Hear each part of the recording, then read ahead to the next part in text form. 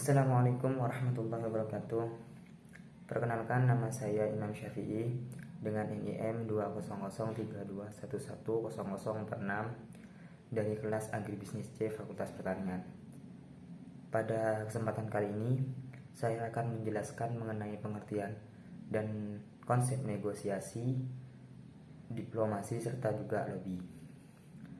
Untuk menyingkat waktu, mari kita menginjak pertama, yaitu negosiasi.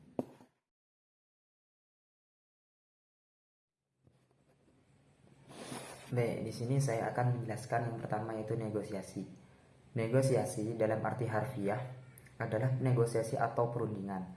Menurut Stephen Robinson dalam bukunya Organizational Behavior, negosiasi adalah proses pertukaran barang atau jasa antara dua pihak atau lebih, dan masing-masing pihak berupaya untuk menyepakati tingkat harga yang sesuai untuk proses pertukaran tersebut. Orang yang negosiasi disebut dengan negosiator. Dalam bukunya ada 3 konsep penting yang harus dipahami oleh seorang negosiator, yaitu yang pertama BATNA, Best Alternative to National Agreement, yaitu langkah-langkah atau alternatif-alternatif yang akan dilakukan oleh seorang negosiator bila negosiasi tidak mencapai kesepakatan. Yang kedua, server price, yaitu nilai atau tawaran terendah yang dapat diterima sebagai sebuah kesepakatan dalam negosiasi. Ketiga, yaitu ZOPA, Zone of Possible Agreement, yaitu suatu zona atau area yang memungkinkan terjadinya kesepakatan dalam sebuah negosiasi.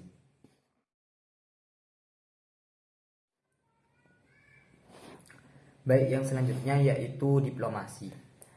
Menurut Random House Dictionary, diplomasi ini diartikan sebagai tindakan pejabat pemerintah untuk mengadakan perundingan-perundingan dan hubungan lainnya antar negara-negara, baik dalam seni atau pengetahuan, untuk melakukan perundingan-perundingan tersebut. Kepandaian untuk mengatur atau melakukan perundingan menghadapi orang-orang, dengan demikian ada sedikit atau tidak adanya kebijakan yang bersifat dendam. Kautilya menekankan 4 tujuan untuk utama dalam diplomasi, yaitu pertama perolehan, yang kedua pemeliharaan, yang ketiga itu penambahan, dan yang keempat itu adalah pembagian yang adil.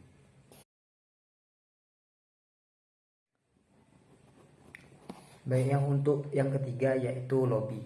Menurut Kamus Webster, lobby atau lobbying berarti melakukan aktivitas yang bertujuan mempengaruhi pegawai umum dan khususnya anggota legislatif dalam pembuatan peraturan.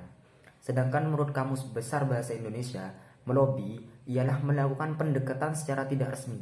Sedangkan pelobi adalah bentuk partisipan politik yang mencakup usaha individu atau kelompok untuk menghubungi para pejabat pemerintah atau pemimpin politik dengan tujuan mempengaruhi keputusan atau kebijakan mengenai masalah yang dapat menguntungkan sejumlah orang. Orang yang lobby itu disebut lobis. Sebenarnya tujuan lobby sendiri yaitu untuk memberikan suatu penyamaan persepsi mengenai tujuan dari kedua belah pihak. Terdapat 3 golongan lobby. Yang pertama yaitu lobby tradisional. Lobby tradisional ini untuk mendekati pengambilan keputusan. Yang kedua yaitu lobby akar rumput. Lobby akar rumput ini untuk mempengaruhi keputusan. Sedangkan yang ketiga yaitu lobby political action committee. Ini untuk mempengaruhi atau memberikan kedudukan di kekuasaan parlemen atau juga bisa dikatakan mengambil keputusan dalam sebuah hal politik atau di parlemen dan menjadi sebuah jabatan di sana.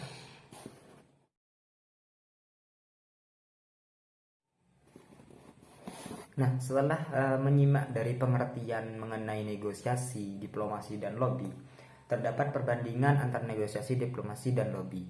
Dalam diplomasi sendiri, dalam negosiasi sendiri dan lobby ini sama-sama digunakan dalam komunikasi, tapi ada perbedaan dalam penggunaannya.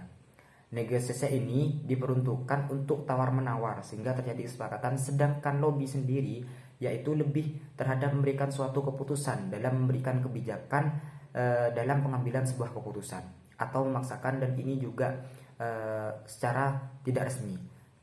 Sedangkan diplomasi yaitu untuk jalannya perundingan antara suatu individu atau kelompok serta juga antara pemerintah dengan pemerintah.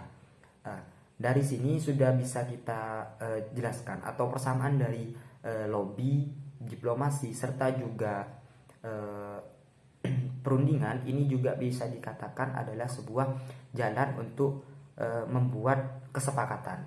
Namun terdapat perbedaan-perbedaan di mana diplomasi ini untuk jalan dari negosiasi dan juga jalan dari lobby ini adalah jalannya dari diplomasi. Kemudian untuk lobby sendiri perbedaannya dengan dengan negosiasi. Jika lobby ini tidak resmi dan lobby ini sekedar untuk memberikan suatu penekanan kebijakan, sedangkan untuk negosiasi adalah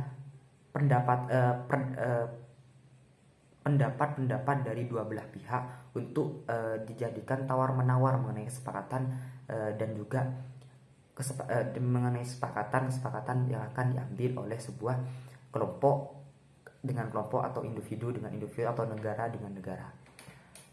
Dan mungkin itu saja penjelasan mengenai negosiasi, lobby serta diplomasi, serta juga perbandingan antara lobby, diplomasi dan juga negosiasi. Kurang lebihnya saya mohon maaf.